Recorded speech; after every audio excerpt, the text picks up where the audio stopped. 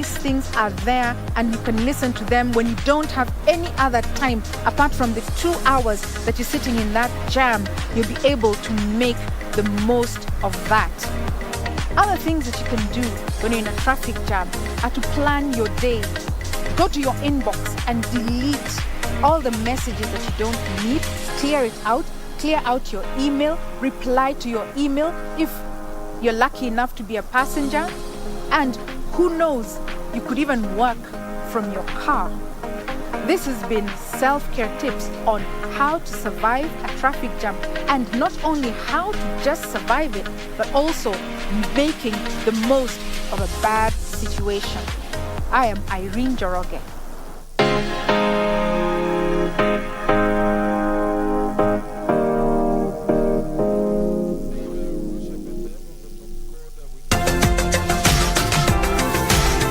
It's time to reset, restart, reskill, and talk about health matters.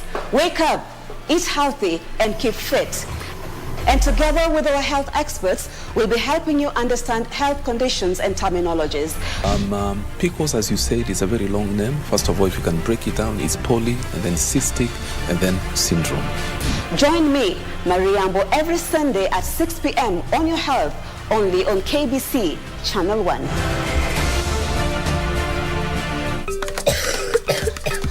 Familia nyingi zimeathirika na hata mara nyingine kupoteza wapendwa wao kutokana na aina za majiko zinazotumia kuni nyingi na kutoa moshi nyingi. Lakini sasa kuna suluhisho kupitia kwa super jiko. Majiko ya kisasa yanayotumia kuni kidogo na kutoa moshi kidogo. Hivyo hutunza familia yako kutokana na magonjwa yanayoletwa na moshi. Kwa kutumia kuni kidogo pia tuna save mazingira yetu. Siri ni kuwa majiko haya ya kisasa yametengenezwa kwa lea nono ya udongo ili kuzuia kupoteza joto, uhifadhi joto jingi na hivyo upika kwa haraka. Kuna aina nyingi ya majiko haya ya kisasa. Waweza kujengewa jikoni mwako au waweza kununua. Usibahatishe. Super jiko, upishi smart na salama. Ujumbe huu umeletwa kwenu na Wizara ya Kawi na washirika wenza.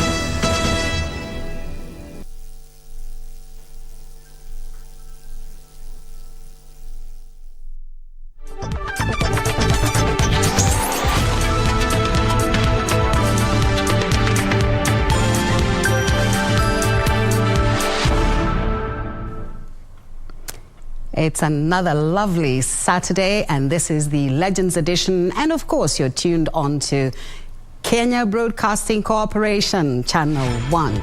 This is the news coverage channel that gives you all the news that you need to know in Kenya and East Africa.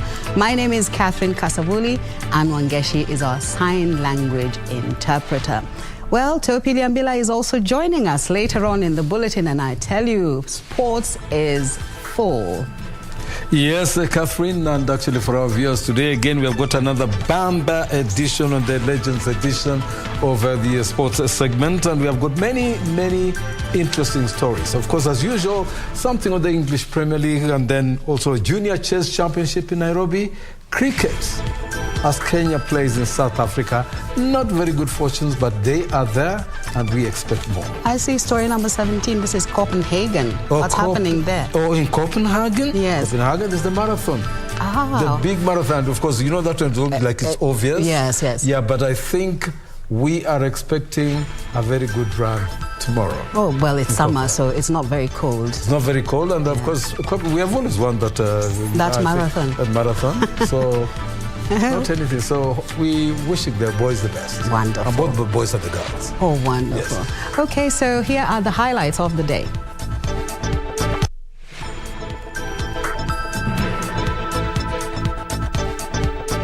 I now take this opportunity to extend my gratitude to my fellow Excellency governors for electing me today to serve as the chairperson of the council for the next year. And Waiguru it is. Kenya Kwanza bags the Council of Governors leadership. Jostling for majority in National Assembly, Kenya Kwanza and Azimio unveil names of majority leaders. And crying for help, tens of thousands in northeastern region lose their livelihood as drought wipes out their livestock.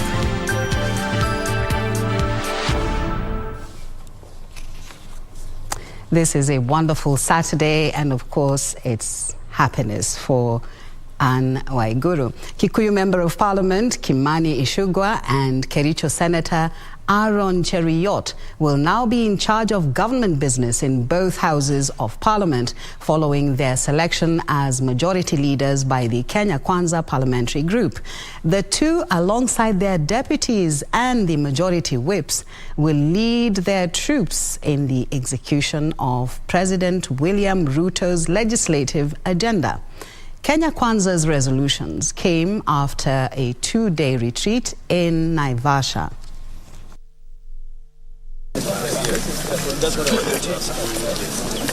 The conclusion of the 2 days retreat of the Kenya Kwanza members of parliament being appraised on the legislative agenda. Fallen into disuse. The culmination of it being the selection of the top leadership of the House. Our leader of majority in National Assembly is going to be the Honorable Kimani Ichung'wah, the Member of Parliament for Kikuyu. The leadership that majorly consists of youngsters, probably fulfilling President Ruto's pledge to empower young leaders, will see Kikuyu Member of Parliament Kimani Ichung'wah lead the majority side and will be deputized by Kilifi North Member of Parliament Owen Baya. South Mugirango Member of Parliament Silvanus Osoro will be the majority whip and will be deputized by Naomi Wako, who is the Marsabit County Member of Parliament.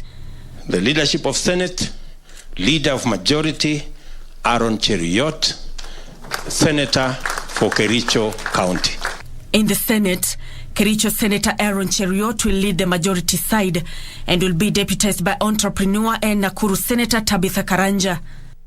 Veteran politician and Kakamega Senator Boni Halwale will be the majority whip. Bullfighter, Senator Kakamega County.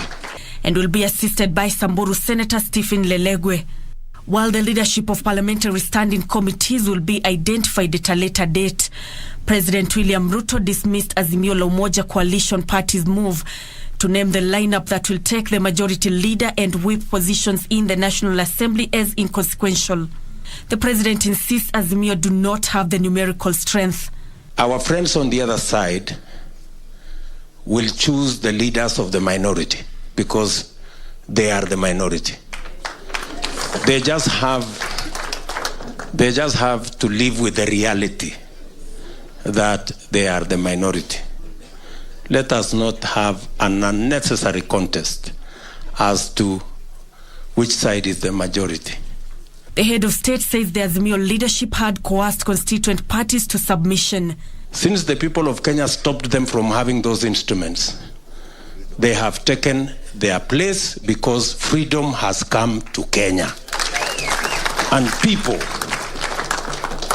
everybody can make a choice that their own independent choices without blackmail and threats and intimidation.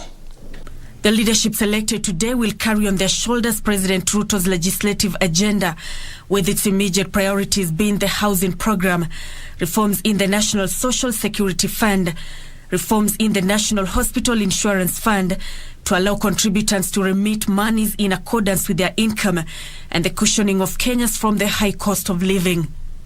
You have heard here that every year 1 million Kenyans run the risk of being destitute because of illness.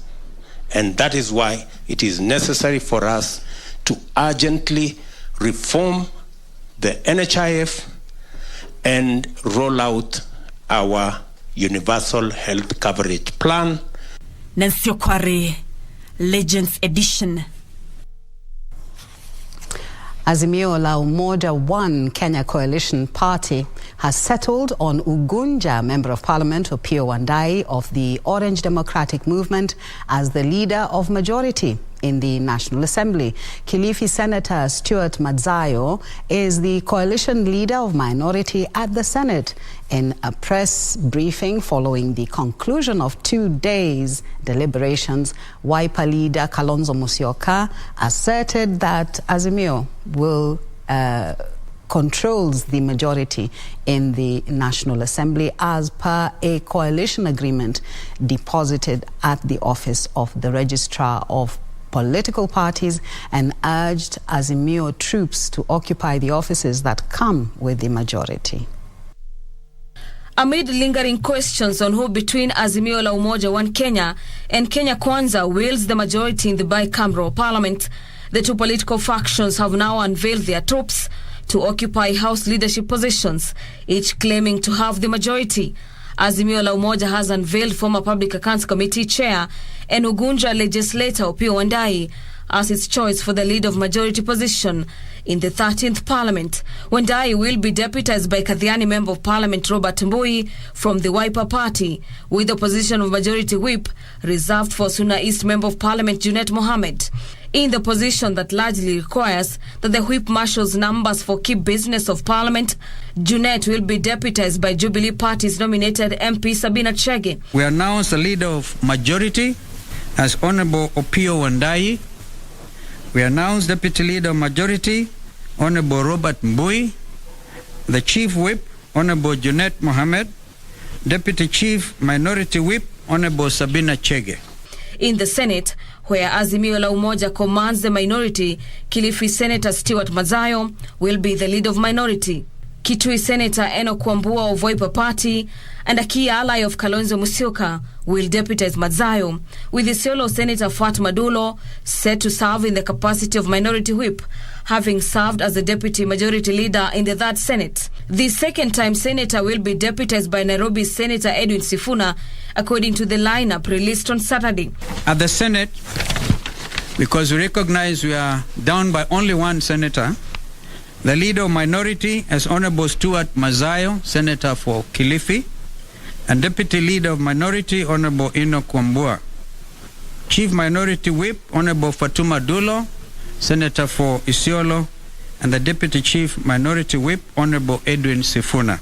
With some faction of Azimio having decamped to Kenya Kwanza, precipitating a legal contest on who indeed commands the majority, the House may require interpretation of the Speaker Moses Wetangula, Registrar of Political Parties, or ultimately the courts to clear the air on who indeed commands the majority in the National Assembly. For Legends Edition, I'm Gladys Mungai. Thank you, Gladys. Close to 400,000 people in northeastern Kenya are staring at starvation, with this number increasing daily. Kenya Red Cross says drought has taken a toll in the region due to failed rains. Tonight, we highlight the drought situation and resultant effect in various parts of the country. Northeastern parts of Kenya. Dried carcasses, meaning some of these goats and sheep died quite a couple of weeks ago. Hassan Sugal, a resident of Abakaile Ward in Dadaab Sub-County, says that he lost 120 animals in the last 1 year to drought.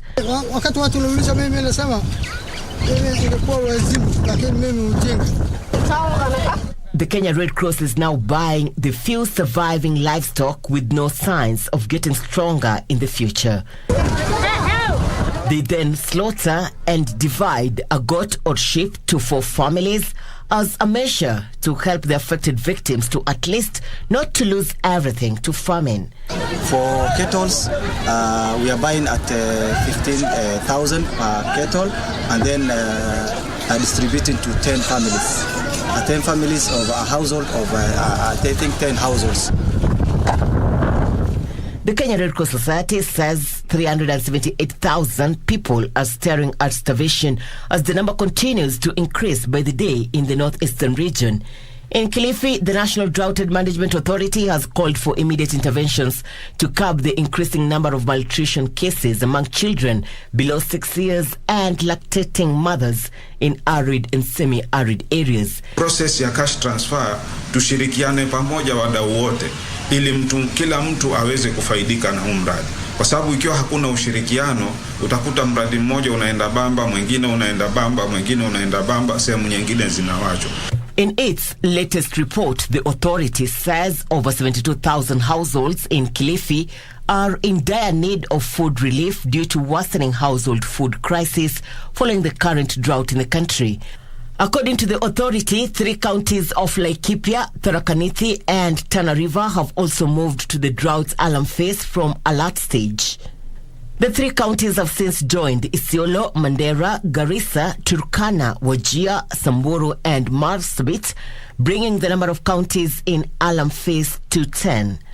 However, Baringo, West Pokot and Lamu are in more drought phase, a situation attributed to moderate off-season rains.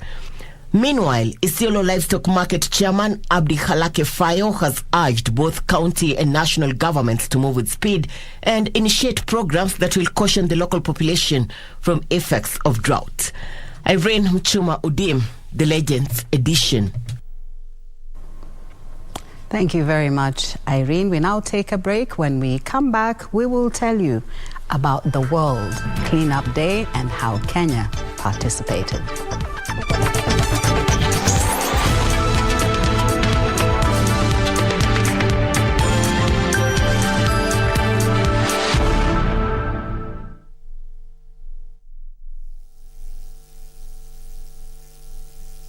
All I do is win.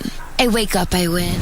I close my eyes, and I win. We got an emergency, girlfriend.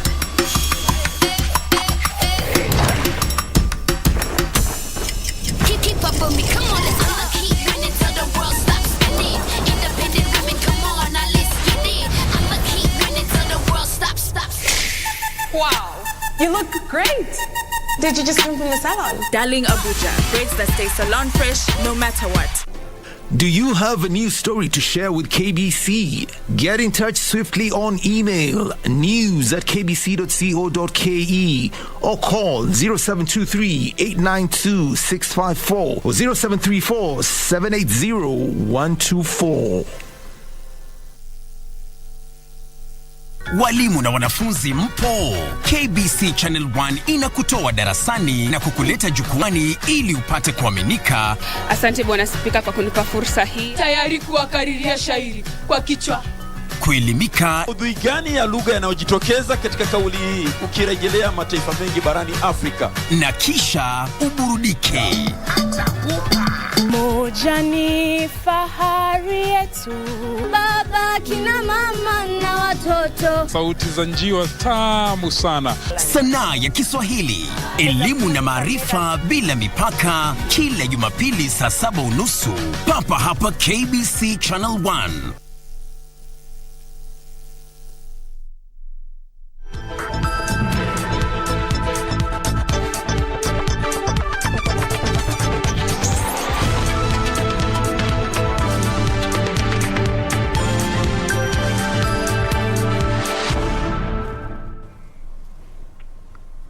This is the Legends Edition. I am Catherine Kasavuli. Thank you very much and welcome. Kenya joined the rest of the world to mark the World Cleanup Day, which is marked on every 3rd Saturday of September annually. Tens of youth converged in several places and parts of the country for the cleanup exercise. Armed with brooms, wheelbarrows from street to street, market to market, tens of youth joined together in a cleanup exercise with efforts aimed at reducing litter and cleaning up their local communities and towns. In Kericho County, the cleanup exercise was led by Tilil Environmental Group at Chepsion Trading Center along Kericho-Nakuru Highway. Eleazar Kipkemoi, the group's chairperson while leading the exercise, said they will focus on making the center the cleanest in the region. From January going forward, we'll be doing in every last Saturday of every month. Tilil Environmental Group are ready, together with county government, to be doing cleanup. And we're encouraging the MCS from within. Number one, we encourage them to legislate so that for every business person within Kericho, they have to spend probably around 20 minutes to 30 minutes to do cleanup. Other calls are made to members of the public to embrace recycling in order to promote a healthy environment. Similar sentiments were echoed by participants in Kakamega, who in conjunction with Rural to Global organization led cleanup activities in Kakamega town while creating awareness to communities to maintain cleanliness in their spaces. Tulijumuika pamoja tukisema theme yetu ni let's do it together because there is no any other planet for us as women. So tutawaka pamoja na county ambayo itatuelekeza how can we get in so that tuweze kuendeleza usafi kwa tauni yetu. Yeah. Na kumbuka si mambo na usafi peke yake. Kuna mambo ya kupanda miti, kuna mambo ya kuangalia mito zetu ziko vipi. So tuko na mambo mingi sana ya kufanya. They should embrace environment action or rather environment change as a key policy issue. We should come up with ways on how we can sustain this. This should not just be a one-day event. Our young people are very creative, they're very innovative. We can even come up with an environment innovation week. In Kilifi County, environment stakeholders in Malindi and Watamu joined the world in marking the day by cleaning areas along the ocean line. The environmentalists in particular picked Mayungu, one of the most polluted area by plastic waste, bottle tops, rubber among other wastes that are a threat to marine life.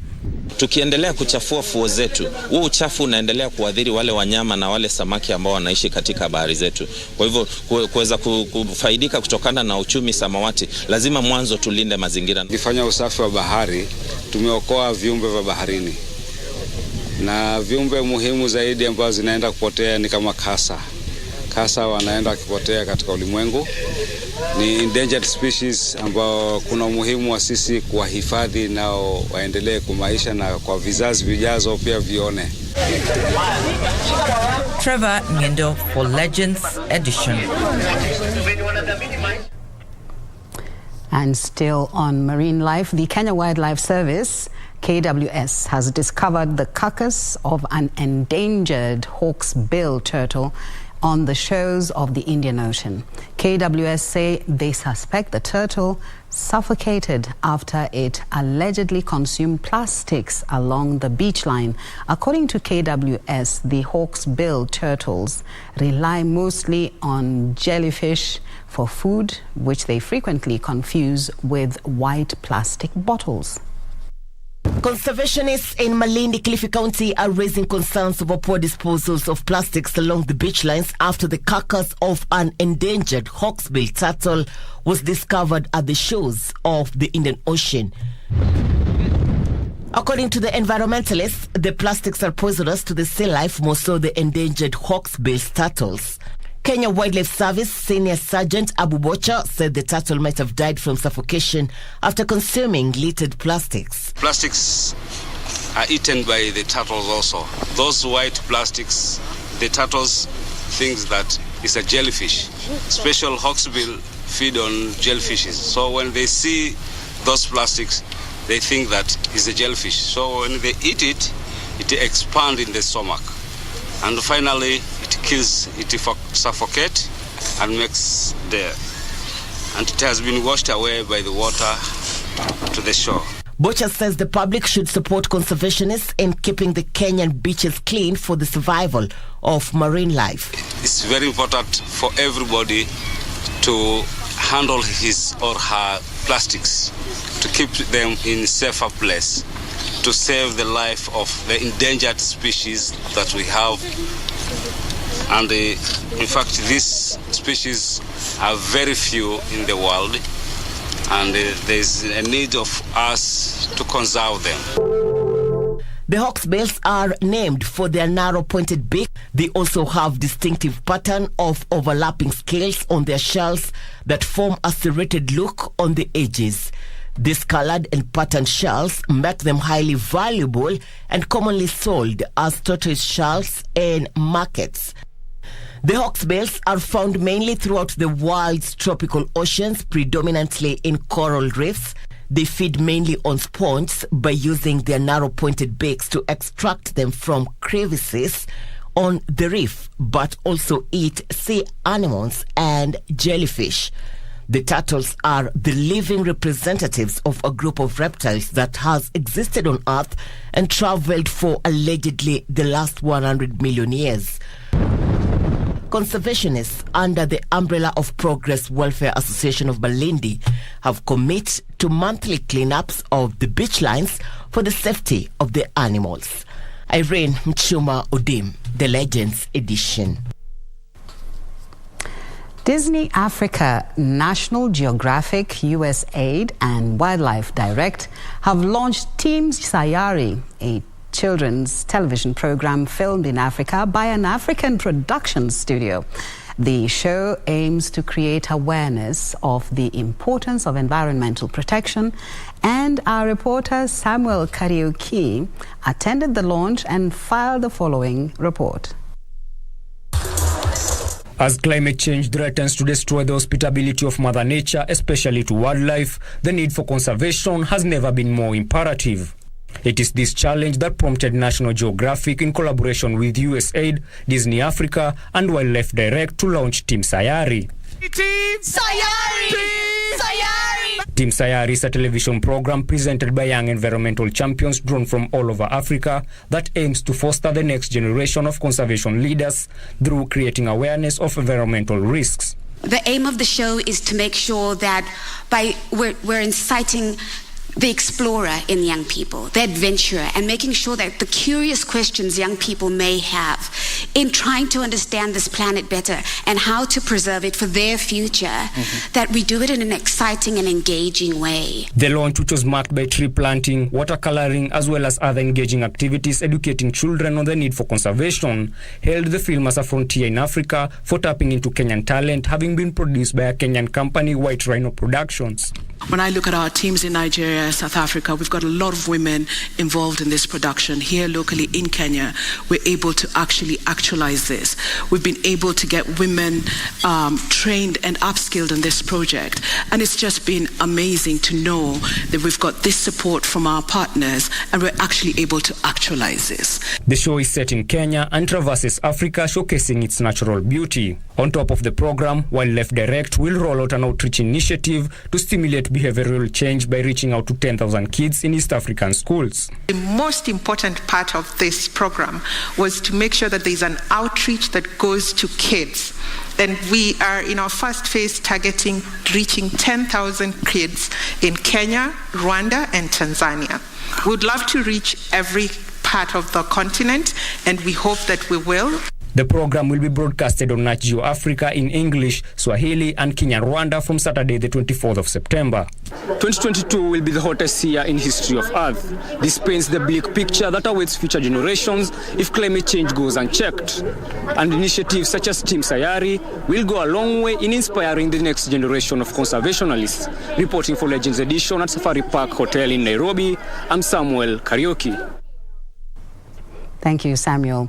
The National Transport and Safety Authority, NTSA, in collaboration with other stakeholders in the transport sector, today held a training to sensitize border operators on the proper use of the road.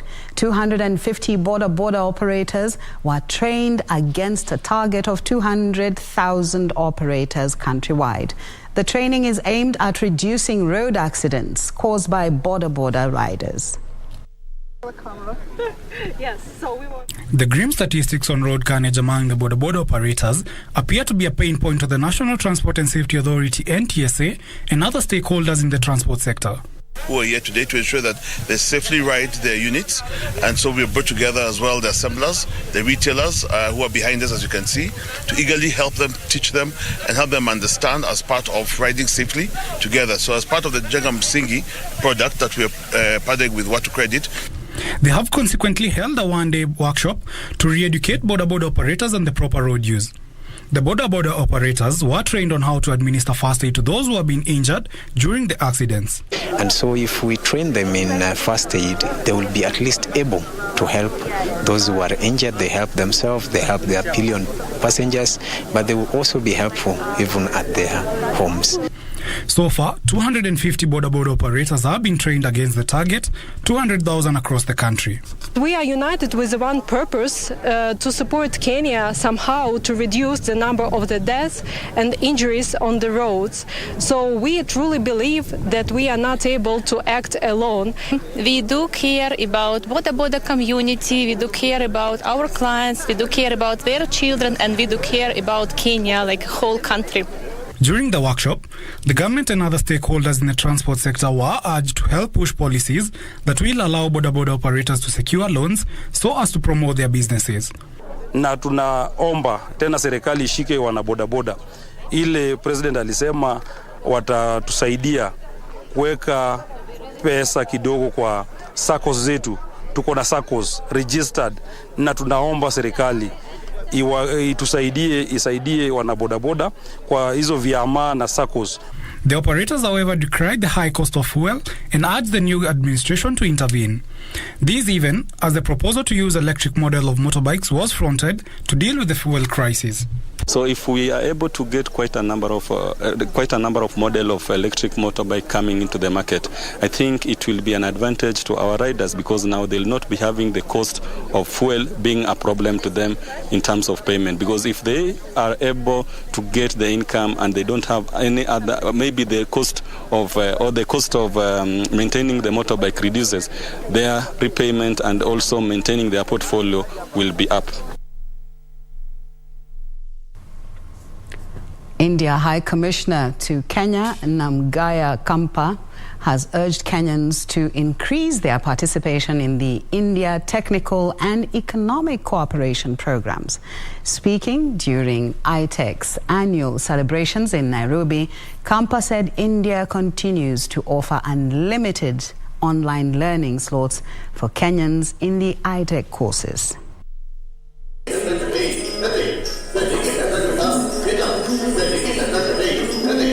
It was all joy and jubilation during the India Technical and Economic Cooperation Program's annual day celebration. Kenyan notable alumni made their way to Upper Pant Auditorium to mark the special day. According to India High Commissioner to Kenya, Namgaya Kampa, ITEC programs are aimed at providing external assistance for developing countries in terms of capacity building programs. It is my hope that Kenya can further increase its utilization of the ITEC Training Assistance Program. As you know, we also offer customized, country-based training slots that meet your specific requirements in skilling and education in diverse areas. General Mohammed Badi, who represented the Chief of Defense Forces Robert Kibochi, expressed gratitude for ITEC's contribution in enhancing operations in the country, as witnessed in maritime and border management. The relationship between our two countries has been extremely beneficial, not only on the military side, but also on the civilian side, through scholarships and so forth, and even Kenyans on their private capacity. Kenya notes with deep sense of gratitude the increase of number of ITEC slots allocated to Kenya to 240 for in-person training and the unlimited slots of the ITEC that's online in the year 2022-2023. Alumni present also expressed their gratitude and recommendations to the High Commission of India. So this course actually provided an opportunity for me to expand my knowledge in terms of energy technology. We saw men and women who are very focused. They know what they want, the way they walk, the way they carry themselves. I took that and I said, when I go back, I'll not be a civil servant by name. I'm going to inculcate that. With over 1,000 Kenyans benefiting from the ITEC course programs in the last year, the relations between Kenya and India continue to be strengthened. Great advancements have now been experienced in the field of academia, medicine, and technology. For Legends Edition, my name is Edwin Austin. Preparations are in top gear at the Migori County Assembly ahead of the election of the Assembly's Speaker next week. According to the Assembly's acting clerk, Vincentia Kionge, 9 candidates have expressed interest in the Speaker's position, with 2 for the Deputy Speaker's position. The candidates have asked Governor Ochilo Ayako not to meddle in the exercise. These are the scenes at Migori County Assembly. Preparations are underway ahead of the election of the Assembly Speaker next week. A spot check by KBC at the Assembly premises revealed that modern communication equipment was being installed while a replacement of old furniture was being done. A total of 9 candidates have submitted their application for the Speaker's position and 2 for the Deputy's position respectively. The main business that will be of importance on that day will be the swearing in of the Speaker and giving oath to the new elected and nominated members of the Third Assembly of Migori. We have 9 candidates who've picked forms from the office of the clerk at Migori County Assembly and 2 candidates for the position of the Deputy Speaker. Candidates vying for the County Assembly Speaker are calling on Governor Ochilo Ayako to keep off the Assembly politics to allow for a fair process to be conducted. We have worthy competitors and we are willing and ready to compete with them on equal footing. There are some aspirants who are saying that they have been sent by the governor, sent by Nairobi, sent by this member of parliament, sent by the party. We just want a level playing field. We want a level playing field. Let the MCS decide who they want to elect. In Siaya, a 28-year-old man is among those who've expressed interest in the county speaker position, with elections scheduled to be held coming Tuesday. Daniel Ochieng Awandu, who is living with disability, cites the shortcomings of the previous assembly in enacting good laws that will propagate development as one of the factors that motivated him to seek to be elected. I believe that once given that opportunity through the MCAs, I'll serve and ensure that I bring to the people of Siaya County an assembly of order, assembly of togetherness, assembly of peace, assembly that will ensure that laws that we enact get their way through to the village level. The Siaya Assembly Speaker seat has attracted 11 aspirants.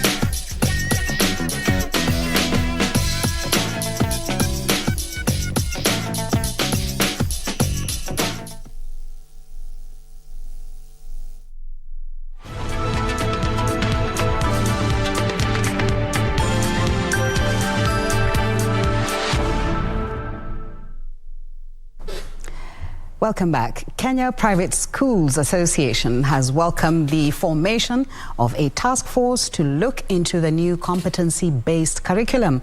The association's vice chair, Solomon Munene, said certain individuals are keen on hijacking the CBC reforms process for selfish interests. More on the counties next. Addressing the media in Kirogoya, KEPSA highlighted the need for all parties to engage in the CBC debate in a proper manner to ensure the welfare of children is protected. The association said private schools remain committed to complementing the government's efforts of providing holistic and quality education for all learners in the country. It is false to claim that CBC is for the rich. Rather, CBC is for all children and mainly seeks to unleash the potential in every learner. It is not a journey of the teacher and the learner alone. And we know that parents have complained that they are being over-involved. And those are the areas maybe that the CBC Reform Task Force can look into to measure the level at which parents can be. Elsewhere, organizations tackling rising incidents of suicide cases in the country have called for a collective approach by members of the society in order to reduce the suicide prevalence rates. They noted with worrying concern that the youth have been most affected when it comes to the high suicide rates. Tunaweza sema shirika ambalo limetu support kama KC Teaching and Referral Hospital, kuna LVCT Vukisha 95. Pia sasa wamechukua masuala ya mental health, ambayo mambo ya kujitia kitanzi ama hali ya suicide ni ugonjwa wa mental health. Pia katika LVCT wako na program ambayo inaitwa 1190, ambayo ni helpline ambapo unaweza kutuma SMS ama unaweza ku WhatsApp ama unaweza kupiga simu wakati mtu yote akona matatizo ya kusikia kama anaweza taka kujitia kitanzi. Ningependa kuomba serikali kuu na serikali ya county haswa waweze kuunganisha counselors wengi, psycholojia wengi, waongelesha ili na wao wakuwe na docket yao ya kusaidia hawa watu. In the meantime, seed companies have expressed concern over the increased use of land for sugarcane production in Trans Nzoia County, claiming these will threaten seed production efforts. Kenya Seed Company Western Region Manager Abraham Mkovi said the sugarcane plantations harbor pests that are harmful to the growth of maize in the fields. Watu wanaelekea kupanda miwa kwa wingi katika hii sehemu ya Trans Nzoia. Hiyo tena ni tisho kwa sababu wanapopanda miwa ni crop ambayo inakaa muda mrefu kwa shamba. Kitambo watoe warudi kwa mahindi inakuwa ni shida. Kwa hivyo tunaomba tu wale ambao wanaweza saidia. In Kiambu County, the Kenya Prison Department is working with the business community to rehabilitate and empower inmates in a move geared at ensuring they gain skill sets that can aid their reintegration into society. Kutoka hapa jela, because of course it is a short term period, unapata wametoka na wakaanza kutegemea packaging na mikono yao. Na pia unapata hiyo ni part of rehabilitating them na pia social integration. Unapata wenye wako na short term, akitoka unapata anaanza biashara na anaajiri watu wawili ama watatu. Elsewhere, stakeholders in Busia have been challenged to collaborate and bring an end to increased cases of gender-based violence against people living with disabilities, especially among the young girls in the area. They have been urged to put up stricter measures against perpetrators of GBV in a bid to defend the rights of women living with disabilities. Wanawake wengi walemavu wanadhulumiwa kijinsia, lakini hawapati ile justice ile ambayo inatakikana. So tuna target counties zote zile ambazo tunafanya kazi ndani. Tumekuja kuelimisha washikadau kutoka sectors mbalimbali kama vile wafanyikazi wa afya, maaskari, chiefs na wale watu ambao wana deal na mambo ya gender based violence. Hizo ni dhuluma kwa wanawake, na tunawaelimisha jinsi ambavyo wanaweza pia kusaidia wanawake walemavu wakati wanadhulumiwa. Finally, universities have been challenged to start realigning their academic programs to the requirements of the competency-based curriculum, CBC, currently being implemented across the whole country. Deputy Director of University Education Nanjakululu Nambi Reformer called on universities to move with speed to review their curriculum and overhaul it from knowledge-based to competency-based. When the CBC train took off, we are the university sector. So where were we? Now there's going to be a review. We have a chance. We have a chance as universities. Let's not be left behind again. Let's take the lead as leading institution of learning in this country and give our views. Collins Shadrack, Legends Edition.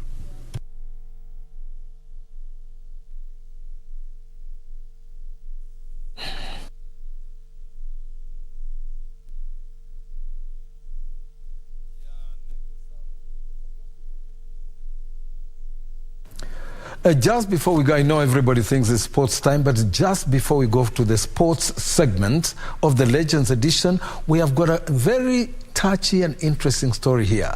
My culture, the Abaluhia. Nekesa or Wekesa. Wanyonyi or Naliaka. The naming of babies among the Abaluhia community is influenced by various factors, especially seasons of the year. This is our focus tonight in My Culture. The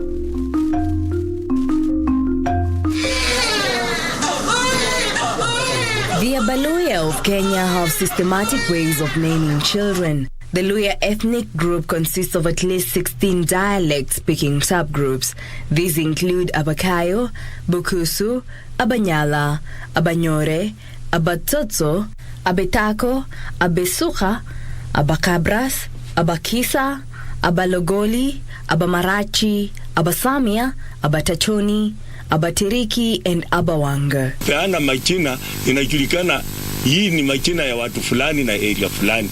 Kama huku Luyaland tuko na watu Wanyala, Wapukusu, wa Marakori, Watukani, wako na majina ya kwanza, lakini sisi kama Waisuha tuko na majina kama Shohonjera, Wangwa, Mwanda, Imbula, vitu kama hiyo. Some children are named based on particular seasons such as harvesting, planting, weeding, drought, rainy, hunger, plowing, sunset, among others. Majina zetu tulikuwa tunapeana kulingana na ukoo yenu, kitu cha kwanza tunapeana na msimu, kitu cha pili, ya tatu tunapeana kulingana na majira. Ni nini kimetokea ndio mtoto akasaliwa. The harvesting season is referred to as Mulikesa. The male name is differentiated from the female version with the initial sound. The male name begins with the letter W, as the female starts with the letter N, from which the names Wekesa and Nekesa are derived.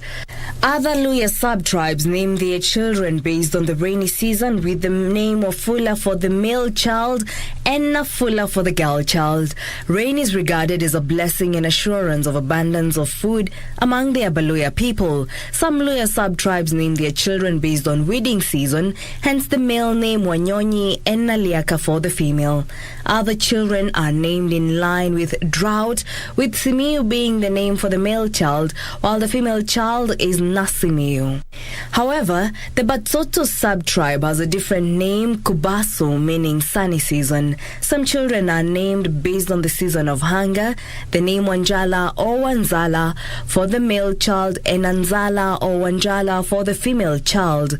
Others are named during plowing season with the name Nalima for the girl child. Nalima is derived from the word kolema, which means plowing or digging. Some children are given names based on the hour of the day they are born. For instance, the name Nabuire for the girl child and Wabuire for the boy child, indicating the child was born at sunset. While some children are also named after their dead relatives, they believe that the dead remain alive in the born children. At the same time, a few of the Luya sub-tribes name their children based on planting season. The name for the male child born during planting season is Nyarotso, and the girl child is named Nakomicha.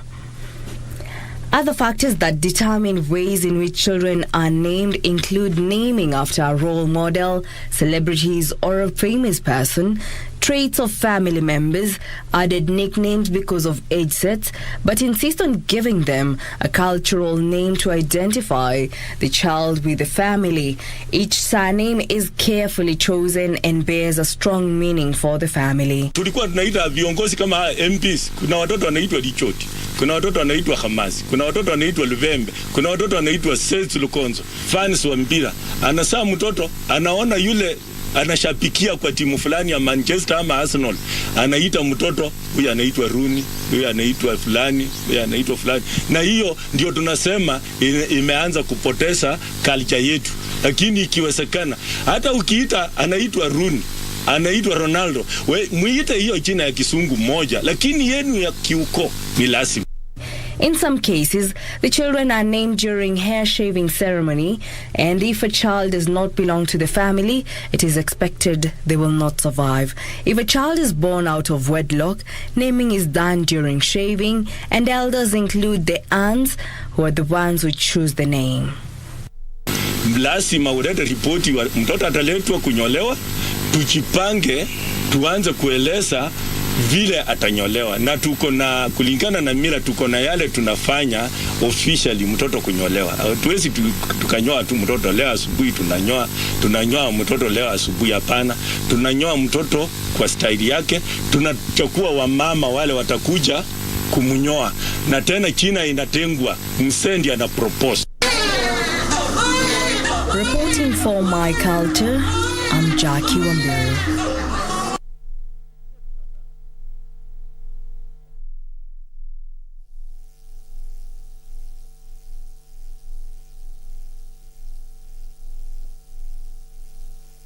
To get Change Your Thinking Skizatune, dial star 811 star 961 hash. When you change the quality of your thinking, you change the quality of your life.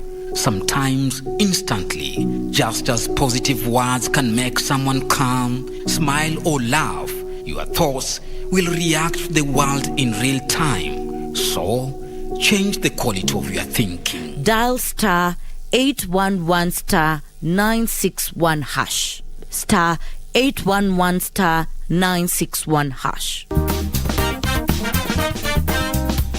It is a neurodevelopmental disability that is characterized by aspects of differences in social interaction. So you do not expect one person to be like the other. You can never find two autistic persons that are alike. If I run away, my son will look for me in the next 20 years and ask me, please explain to me why you went away.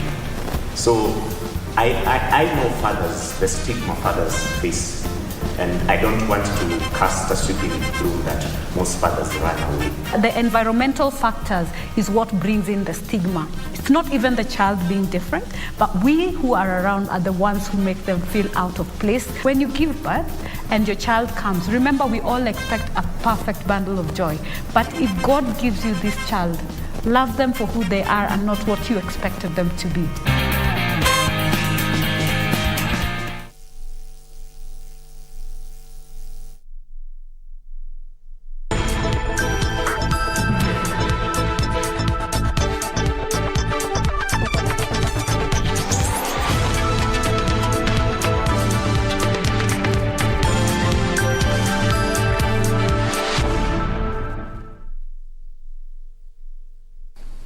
Now, Kirinyaga Governor Anne Waiguru is the new chairperson of the Council of Governors. Wajir Governor Abdullahi Ahmed was picked as the council's vice chairperson, while Nandi Governor Stephen Sang is the chief whip. The positions were arrived at by consensus. In her acceptance speech, Governor Waiguru said that the governors will be building on the successes of the devolution this far and ensure service delivery to Kenyans.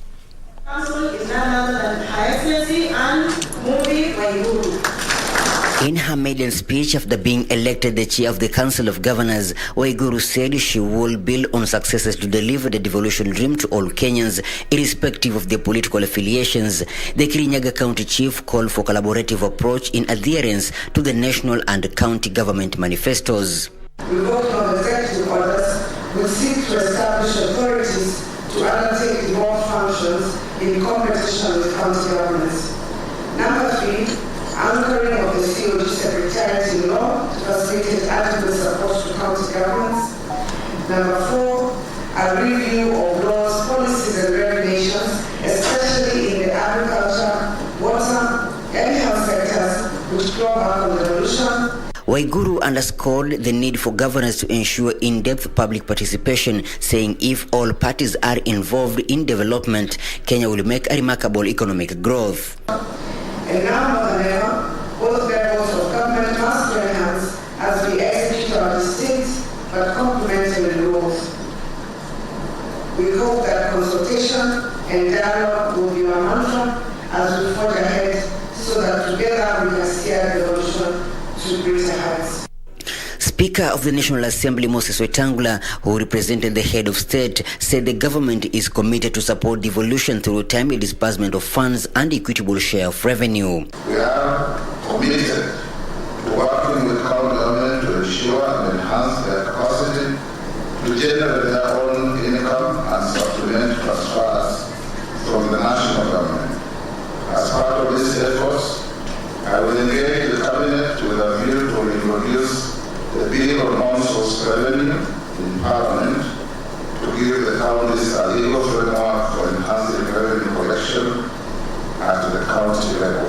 Wetangula said the national government will devolve all functions constitutionally earmarked for the counties. I therefore want to direct the Ministry of Devolution to complete the process of unbundling of all these functions at the National Treasury to avail the attendant necessary funds to complete the exercise. The National Assembly Speaker also called on county chiefs to harness the resources at their disposal to improve the standards of living of Kenyans. For Legends Edition from Mombasa County, I'm Michael Mondiga.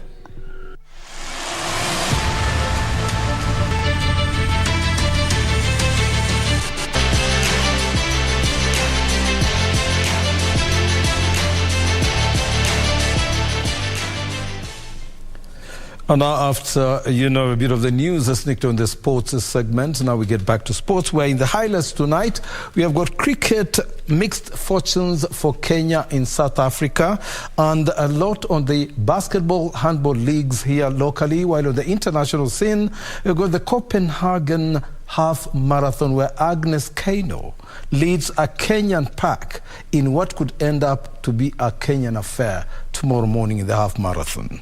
And of course, in the EPL League, Haaland becomes the first player to score 4 times in away in the English Premier League. So much for that, but just stay tuned with us. Now, Kenya lost their second match at the Africa T20 Cup Finals by 4 wickets to Tanzania in a match played in Cape Town, South Africa.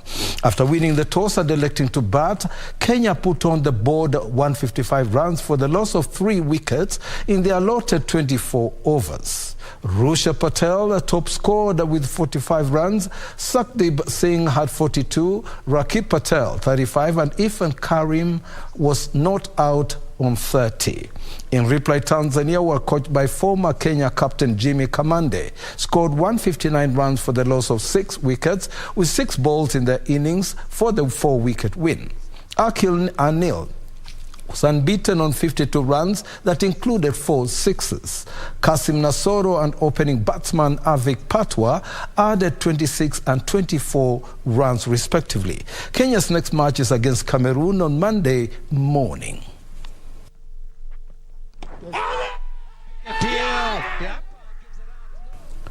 Now, more than 150 junior chess players competed in the one-day Terian Chess Academy competition held at the Sanlam, Kenya in Nairobi. Christian Mwamba and Ariela Atelo were among winners of various categories in the tournament. So take a listen.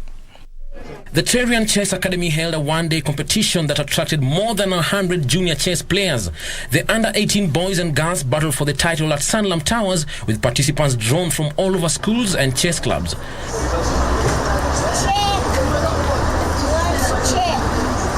In the girls under 6 years, Ariela Telo from Terian Chess Africa scooped a maximum 6 points to emerge the winner. Christian Mwamba from Sports View Talent also acquired a maximum point of 6 to emerge first in the boys under 10 years category.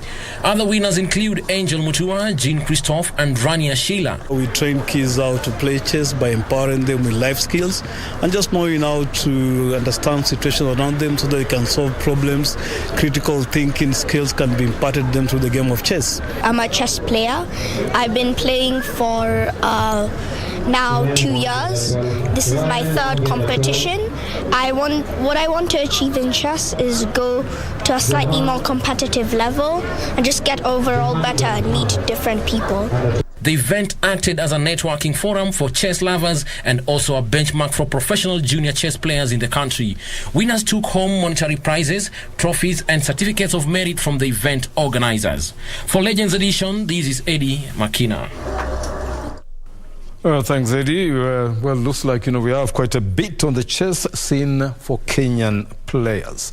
Now, the Kenyan Basketball League continued today at the Nyayo National Stadium with Footprints. Women team easily beating Kisii Vipers 41-18 in a one-sided encounter.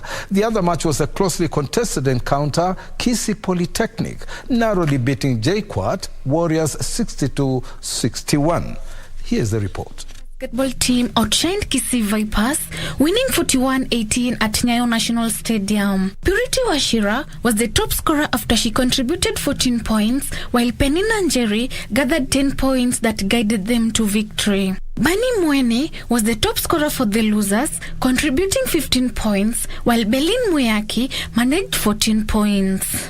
Footprints won the first and second quarters 11-5 and 13-2 respectively.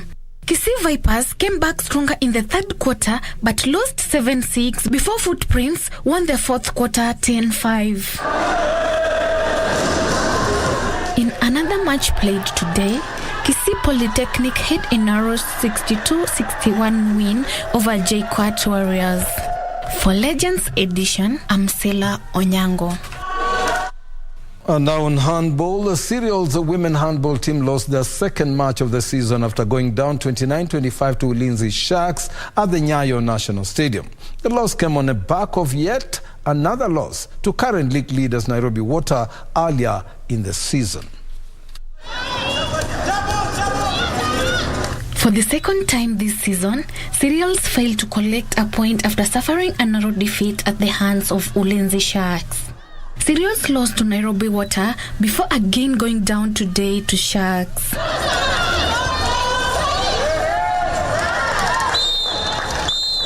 Sharks, who had also lost to the same Nairobi Water, managed to win the game by 4 goals, securing a 29-25 win at the Nyayo Stadium. Joan Akinyi was the best scorer for the losers, managing to find the net 9 times in the game that was evenly poised in both halves. Euphrasia Makasia netted 10 times to guide the Shark to victory despite failing to dominate the encounter. Sarah Wasike contributed 6 goals for the winners, with Karen Letungea scoring 5. Going into the match, Cereals were sitting in second position above their opponents who were third. In some of other matches played today, Nairobi City Council thrashed New Hope 32-14, while Kenyatta University narrowly lost 24-23 to JKUAT. For Legends Edition, I'm Sela Atieno. Now, the international scene Copenhagen Marathon bronze medalist Agnes Kano is optimistic. She will perform well in the 2022 Copenhagen Half Marathon set to be held tomorrow in Denmark. The athlete, who finished third in this year's Copenhagen Marathon in May, has been training at the Kipchoge Keino Stadium in Eldoret. However, she will face stiff competition from competitors including World Marathon silver medalist Judith Korir, Beatrice Chepkemoi and Irene Chepchumba. Other Kenyan athletes who will take part in the race are Vikoti Chepngeno, Sharon Lokedi and Fancy Chemtai. Kano has a personal best of 1 hour, 15 minutes and 4 seconds, which she ran at the 2022 Ras Al Khaimah Half Marathon. She also won Hamburg Astalaf 10-kilometer road race in Germany in 2018.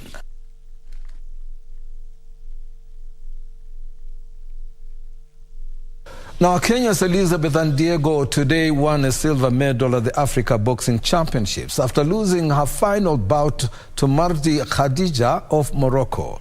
And Diego lost a bout in round 2 on referee stop contest. Box que está renhido.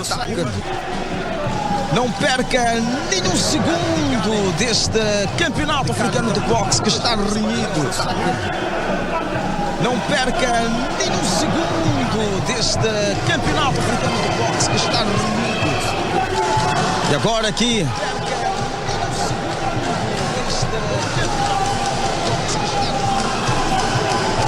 E agora aqui, a pugilista então do Camarões. Now, the 18th edition of the League Indogo East Africa Cup tournament kicked off today at the Lenana School grounds. It has attracted team schools and soccer academies from Kenya, Uganda, Tanzania, Rwanda and Burundi. 100 games kicked off the group stage of the 18th edition of the League Indogo tournament, played in 11 pitches, where Under 17 Champions League Indogo, Under 9 Champions League Indogo Galaxy, Under 11 and 13 Champions Ufa Simba, Under 15 Champions League Indogo Planets, Under 17 and 19 Champions Berlin FC hope to retain their titles. Kings Football Academy beat League Indogo 1-0 in the Under 15 group stage, with the winning goal netted by Captain Joseph Onyango. In the Under 11 and Under 9 group stage, the matches ended in barren draws between Legacy Academy and Ufa Simba and the Legacy Academy against Black Panther. No kid will be idle. They'll be playing, and that's the key in grassroots football. The kids need to play. They need to play. They train. They need somewhere to showcase what they've been training. So this is a very good opportunity for them to see, and the coaches have enough time to analyze and see which areas to improve so that the kids can develop in their careers. In the Under 13 match, Legacy Academy defeated Juventus Academy 4-0. Soccer Talent Academy managed a 1-0 win over Cheza Sports. The goal netted by Kevin Kimanzi. Shadrach Otieno's hat-trick enabled Soccer Talent's Under 15 team to go past Makini School. Everyone who plays football wants to reach the highest goal, which is Premier League, UEFA Champions League.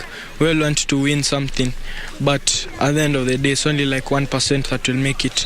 So, of course, I aspire to make it to the top level, but it will take hard work and dedication, so it must happen. The League Indogo East Africa Cup tournament has developed Kenyan star players, including Ayub Timbe and Yida Sven. Now, on golf, the various winners of the annual Kenya Ports Authority Golf Tournament were awarded having competed in the event this week at the Mthaiga Golf and Country Club. The event had attracted 200 golfers drawn from all over the country, with the next edition slated for November in Mombasa. The essence of this, we are moving closer to the hinterland. We want to sensitize the game, and the people come to know that this is not just a game for the rich. We want everybody to play, and they also get to know what happens in the different parts of the industry, especially the shipping and the logistics industry. So far, we are dealing with the major players who are professional. We haven't moved so much in the grassroots, but that will be the way to go, to moving towards supporting the young people to start the clinics in practicing how to play golf for young people, so that the profession, this game can reach out to many people who want to be professional or play good golf for that matter. Well, and that's all we had for you this evening on the sports segment of the Legends Edition. We hope that you'll be back again with us next weekend for another Legends Edition. But of course, throughout the week, KBC Channel 1 is your true sports partner, and we'll be giving you plenty of sports and news throughout the week. So just stay tuned and keep it with us. Topi Liambila for the Legends Edition. Now over to Catherine.